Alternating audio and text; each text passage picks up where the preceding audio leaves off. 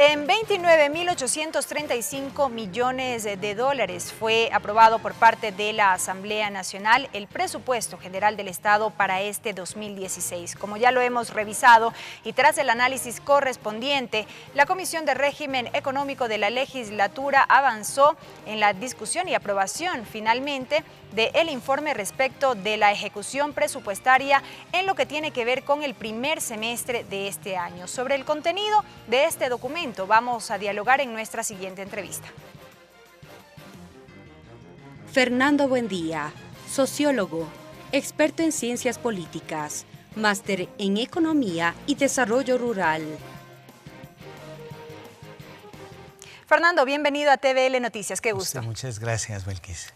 La Comisión de Régimen Económico tuvo la oportunidad de recibir a los ministros, funcionarios de Estado relacionados con el área económica precisamente para analizar la ejecución presupuestaria hasta el primer semestre de este año. Ha sido aprobado el informe correspondiente. ¿Qué dice el informe? Bueno, el informe en su parte conclusiva pone de relieve que la acción realizada por el gobierno a través de una prudente gestión presupuestaria y de también tomar otras medidas de política económica como las salvaguardas tributarias ha permitido enfrentar una coyuntura que ha sido compleja por la caída del precio del petróleo, por la apreciación del dólar, por fenómenos externos como el terremoto de Manabí, que han afectado las finanzas públicas, pero que sin embargo, y a pesar de que han significado golpes sensibles, se ha podido sortear y salir de este primer semestre, digamos, con resultados que, si bien no son halagadores, tampoco muestran, digamos, niveles significativos de deterioro de la situación fiscal. Uno de los elementos que constan en este informe es que se cumplió con la regla fiscal que establece que los ingresos permanentes deben financiar los gastos permanentes. Esto en función precisamente de los ingresos percibidos y aquellos egresos que fueron devengados. ¿Cuáles son allí las cifras? Bueno, los tributos, que son los ingresos permanentes, aunque fueron menores con respecto del año pasado, alrededor del 14%, sin embargo, pues son todavía la parte principal de la financiación. Representan alrededor de 7.500 millones de dólares y esto es más o menos el 51% de la totalidad de los ingresos que el Estado ha recibido en este periodo. Estos ingresos cubren con suficiencia los gastos que se han hecho en sueldos, salarios, gasto corriente, de forma que incluso generan un saldo de alrededor de 750 millones de dólares que se van a servir para la financiación del gasto de inversión, es decir, las obras de infraestructura, las vías que se vienen haciendo en el transcurso de estos años. De forma que la regla de que los ingresos permanentes tienen que cubrir gasto permanente ha quedado cumplida de acuerdo con la información provista por el Ministerio de Finanzas. ¿A qué se debió esta reducción básicamente de los ingresos por concepto de tributos en comparación de lo que ocurrió, por ejemplo, el año anterior? Bueno, hay una reducción del gasto del sector público. Hablamos de que por efecto de la crisis del petróleo se dejaron de recibir miles de millones, 7, 8 mil millones de dólares, igual que en el caso de las exportaciones no petroleras, que por el incremento del precio del petróleo también se vieron duramente afectadas. Claro que sí. A eso además hay que sumar otras obligaciones que el Estado tenía que resolver, como los fenómenos naturales, ¿no? El terremoto, la posibilidad de la explosión del volcán Tungurahua. Todo esto creó un entorno de disminución significativa de los recursos, tanto de los recursos del sector privado, de los que, digamos, se dinamizan en la producción de bienes y servicios, como también en el sector público.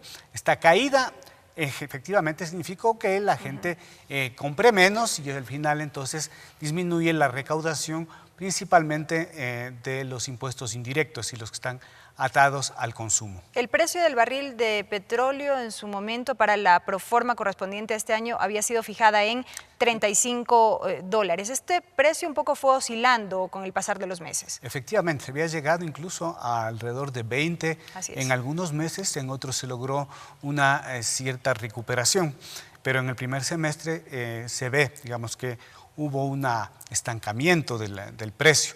Ya a partir del mes de junio empieza a haber un signo positivo y se ha logrado probablemente ya en el informe anual, en el promedio, se sobrepase la expectativa que se tenía del precio del petróleo del año 2016, así es que estará sobre los $35. En materia ya de impuestos como tal, por ejemplo, ¿qué sucedió con la recaudación por concepto de IVA? Y pregunto esto porque el incremento que se dio a raíz de lo sucedido con el terremoto, este incremento de los 2 puntos porcentuales, sobre eso se dijo que esto no iba a generar un impacto positivo, sino por el contrario, porque se tenía al menos una proyección de que la recaudación iba a decrecer.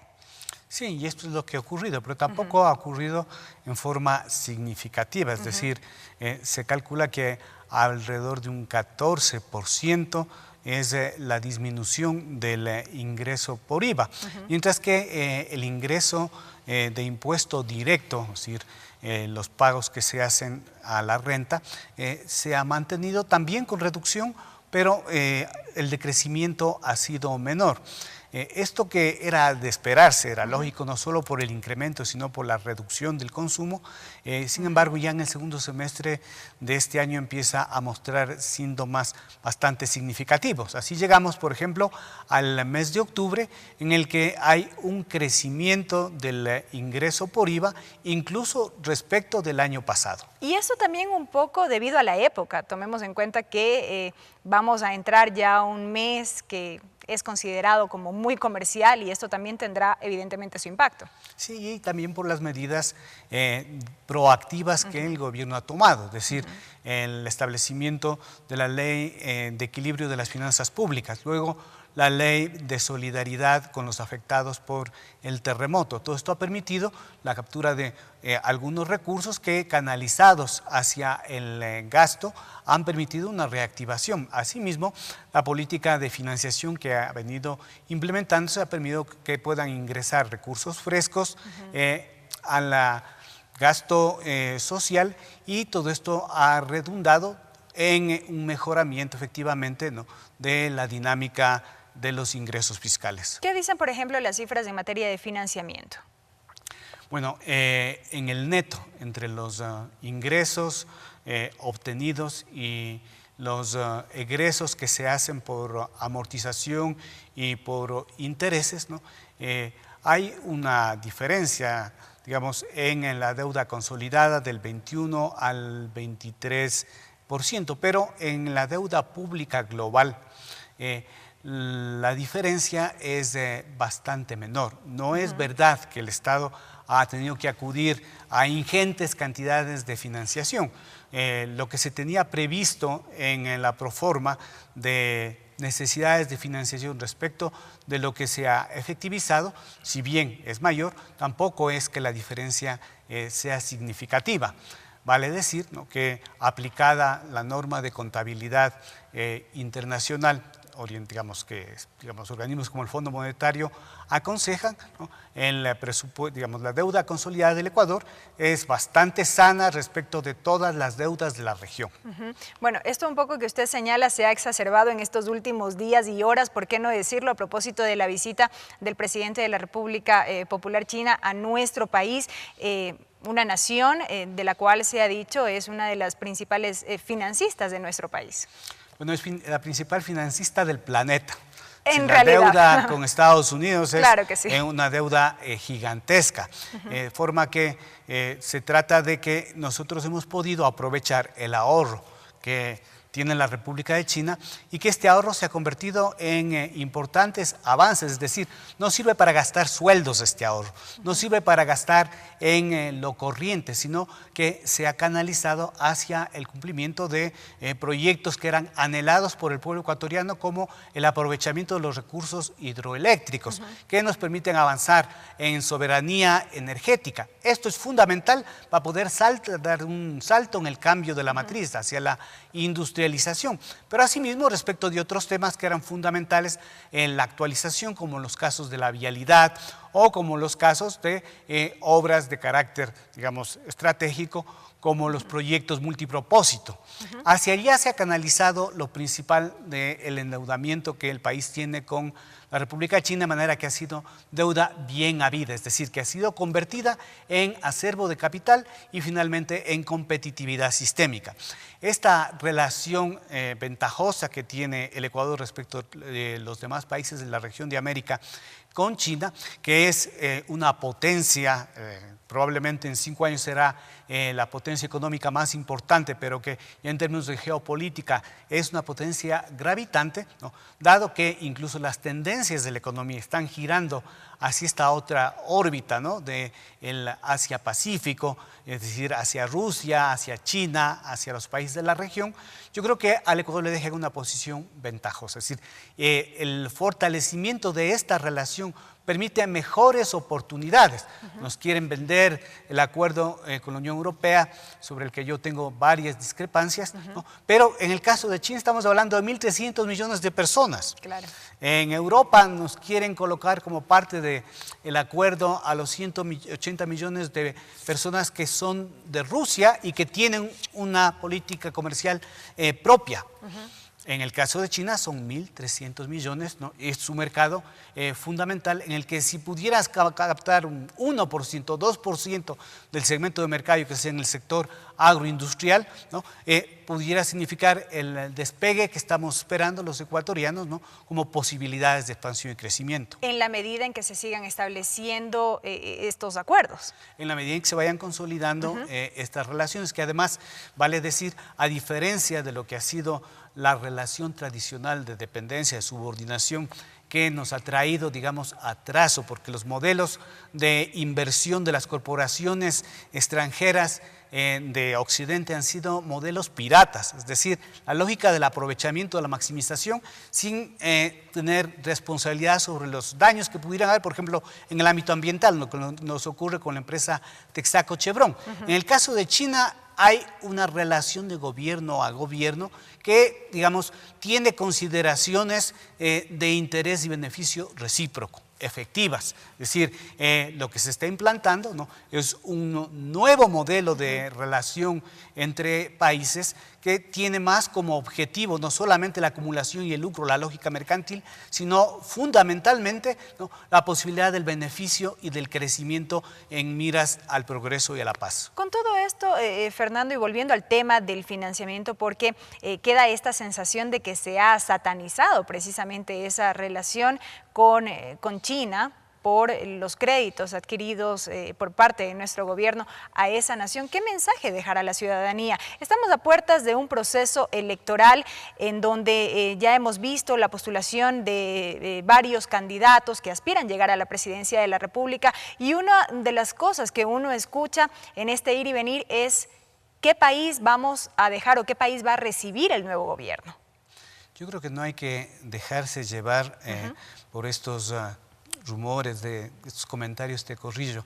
El Ecuador, cuando tuvo en el año 2007 una posición soberana respecto de su deuda, pues le significó entrar en conflicto con el sistema financiero internacional. Es decir, que el año 2009 nos era difícil conseguir financiación en los mercados tradicionales. Y en ese momento entonces es que China nos ofrece la oportunidad, ¿no? Y además sin ningún tipo de obligación, como los acuerdos que se suelen suscribir con organismos como el Fondo Monetario. Pero, por ejemplo, allí es cuando los ciudadanos sostienen, o hay quienes hacen creer, que el Ecuador está vendido prácticamente a la China. Estamos hablando de una deuda que está en 7.000 millones de dólares, ¿no? En una economía de más de 100.000 millones de dólares representa alrededor de 2% del PIB. Si le comparamos con la deuda que tiene Estados Unidos con China, lo que está, digamos, en varias veces su PIB, es decir, la deuda de Estados Unidos es del 200% de su PIB y con China será de alrededor del 20, el 25% de esa deuda, digamos, no hay ni siquiera términos de comparación. Pero también las diferencias entre nación y nación son abismales. Sí, pero por eso estamos hablando en términos relativos, claro, respecto del volumen del tamaño de la economía. Correcto. Entonces, hablamos de la deuda estadounidense de más del 200% Ajá. y de un 25% de China, pues en el caso ecuatoriano estamos 4 veces menos endeudados, ¿no?, con China que respecto de países como Estados Unidos. Correcto. Para finalizar, entonces, insistir en qué mensaje dejar. Bueno, yo creo que de lo que la Comisión ha tratado y ha resuelto, ¿no?, se mira que el gobierno, actuando desde una convicción que es la defensa del gasto social, ha podido enfrentar una coyuntura complicada, difícil, sin tener que acudir a las medidas tradicionales de los paquetazos de las políticas de ajuste. Y así entonces se ha logrado, protegiendo el gasto social de educación, de salud, de bienestar, ¿no?, digamos, paliar la caída que podría haberse producido o el incremento del empobrecimiento. El gasto público en el ámbito social ha mantenido los niveles de pobreza, ¿no?, y ojalá en la medida en que la economía se recupere, vuelva otra vez hacia adelante a avanzar para la disminución de la pobreza. Correcto, Fernando. Muchísimas gracias por habernos acompañado y brindarnos también estos criterios. Fernando, buen día, analista económico, acompañándonos en este espacio de noticias a propósito de lo que se produjo esta jornada, la aprobación del informe de la ejecución presupuestaria correspondiente al primer semestre de este año. Es tiempo de una pausa, amigos. Al volver, más información, no se vayan.